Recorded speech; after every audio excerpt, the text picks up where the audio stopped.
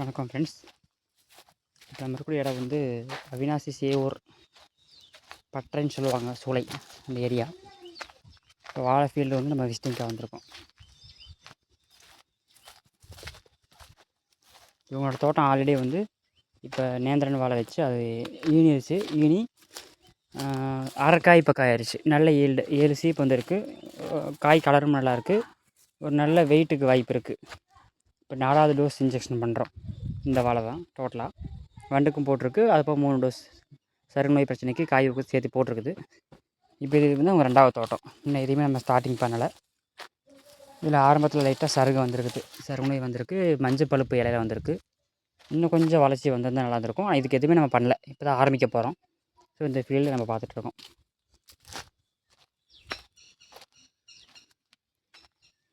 உங்களுக்கு வாழை விவசாயம் சம்மந்தமான டவுட்ஸ் எது இருக்குன்னா நீங்கள் ஸ்க்ரீனில் இருக்கிற நம்பருக்கு தாராளமாக கான்டாக்ட் பண்ணலாம்.